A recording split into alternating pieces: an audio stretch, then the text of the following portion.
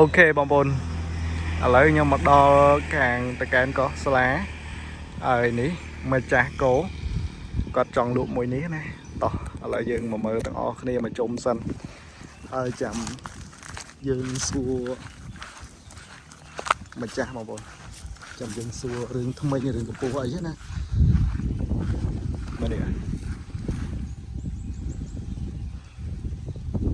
មកគេមើលមុខទៀតđấyប្លែកមើលទៅ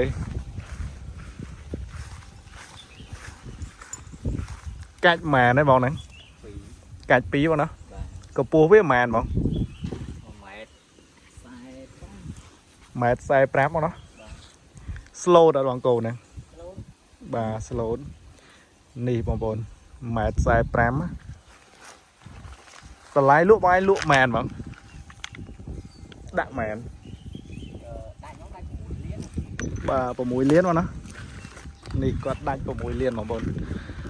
1.45ខ្ញុំថតគៀកពេកគឺយរុំទៅមើលអត់ផុតទេតោះឲ្យឆ្ងាយបន្តិចហើយនោះម្ចាស់បងប្អូននៅខាងតកែនកោះស្លាណាផ្ទះគាត់គឺជាប់នឹងផ្លូវនោះបងប្អូនផ្លូវឡើងស្អាតចាស់ហ្មងណានោះណាហើយថ្ងៃនេះគឺមកម្នាក់ឯងទេបងប្អូនមកម្នាក់ឯងតោះឥឡូវយើងមើលគោគាត់មកជុំទៀតទៅបងប្អូនមើលមកជុំណា1ម៉ែត្រ40ជាង45តម្លៃគាត់ដាច់នោះគឺ6លានអញ្ចឹងបងប្អូនត្រូវការតម្លៃនេះហើយគឺអាចមើលមួយនេះបានហើយចាំខ្ញុំដាក់លេខម្ចាស់បងប្អូនចាំដាក់លេខម្ចាស់ណាដាក់លេខម្ចាស់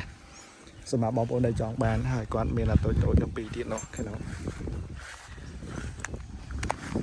នេះសម្រាប់ពីមុខបងប្អូនសម្រាប់ពីមុខណា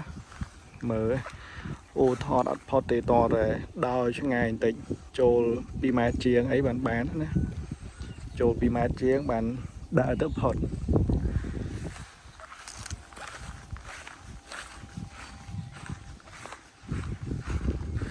ឲ្យលោតមេណាបងមួយហ្នឹងនៅបងណាអូគេដឹកដល់ផ្ទះបាទមើលរូបរាងវាបងប្អូនចង់បានអីគឺសាកមើលមួយនេះលេងបានសម្រាប់អ្នកចង់បានណាមើល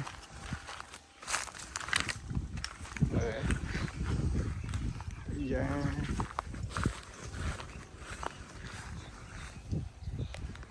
នេះបងប្អូនសម្រាប់បងប្អូនដែលចង់លក់ចង់អីគឺអាចឆាតមកខ្ញុំបានសម្រាប់ដូចថាអ្នកនៅកពតក៏ដូចជាអ្នកនៅខេត្តផ្សេងបើសម្រាប់អ្នកដែលដូចថានៅរៀងឆ្ងាយខ្ញុំទៅដល់ចាំខ្ញុំដាក់នៅលើយល់ទៅនៅលើ Facebook របស់ខ្ញុំមួយទៀតណាហើយបើកន្លែងណាដែលខ្ញុំអាចទៅបានគឺខ្ញុំនឹងទៅផ្ទាល់តែម្ដងបងប្អូនមើលនេះ1ម៉ែត្រ45តម្លៃ6លានតែបងប្អូន6លានដែរមើលពីក្រោយវាកាច់2ទេមួយនេះកាច់2នេះបងប្អូនមើល slow ទេណាឲ្យទៅឈោកquáតែបើឲ្យជាឃើញខ្ញុំស្វេកតាមស្វេអីរៀងនេះបន្តិចណាមើលនេះ